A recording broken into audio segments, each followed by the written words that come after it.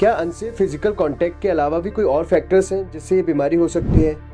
क्या जो लोग नशा करते हैं या यूज शेयर करते हैं और उनसे भी ये बीमारी हो सकती है क्या किसी को?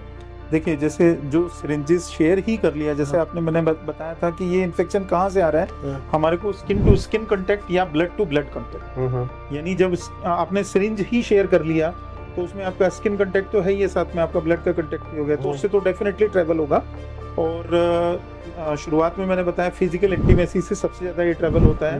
और किसी पर्टिकुलर सपोज कहीं हम इन्फेक्शन वाला कोई पेशेंट है, वो वेस्टर्न टॉयलेट में गया, यूज किया, और वेस्टर्न टॉयलेट यूज करने के बाद उसने उसको क्लीन अच्छे से नहीं किया, जहां टॉयलेट पे कहीं उसका कोई डिस्चार्ज लगा रह गया, और उस डिस्चार्ज नॉर्मली जैसा हम लोग फीमेल्स में ना क्या कराते हैं, पेप स्मीयर टेस्ट कराते हैं। ये बड़ा कॉमन टेस्ट है जिसको हम लोग फीमेल्स को रिकमेंड भी करती हैं, जो गायनेकोलॉजिस्ट होती हैं वो हमेशा रिकमेंड करती हैं कि आपसे 8-6 महीने के बाद, साल भर के बाद अपना पेप स्मीयर रिपीट करा लिया करो। उसमें क्या होता है, जो डिस्चार्जेस होते हैं हमारी एरिया के, जेनिटल एरिया के, उस डिस्चार्ज में भी कोई इन्फेक्शन रह सकता है, और वो अगर उस पर्टिकुलर वेस्टर्न टॉयलेट के ऊपर, पोर्ट के ऊपर लगा रह गया और कोई और बंदा बिना साफ किए वहां पे चला गया, वहां से भी इन्फेक्शन कैरी हो जाता है। ब्लड कांटेक्ट आपका होता है, जैसे मेरा कट है आपके कट है, तो उससे भी आपको हो सकता है। उसमें हो सकता है, प्लस किसिंग से हो सकता है।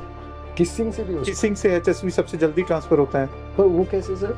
वो मेथड तो वही है, फिजिकल कांटेक्ट तो वहीं से आ रहा है ना, उससे तो आपका ब्लड कहीं से भी, फिजिकल कांटेक्ट है, skin to skin contact. Okay, skin to skin contact से भी ये ट्रांसफर होता है। Okay sir. क्योंकि मुंह में ब्लिस्टर है, हमें कैसे मालूम पड़ेगा?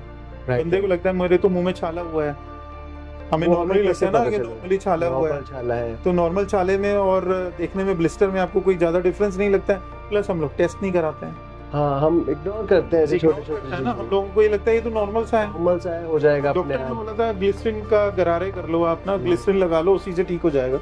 नॉर्मली लोग ऐसा बोलते हैं, ऐसे ही करते हैं। नहीं, हम यूजुअली सर नॉर्मल रोज की आमचर्या के जीवन में हम इन सब चीज़ों को नहीं ध्यान देते हैं, हम नेग्लेक्ट कर देते हैं, इग्नोर कर देते हैं, चल ठीक है हो जाएगा, बट वो चीज़ें मेरे ख्याल से बहुत हार्मफुल है।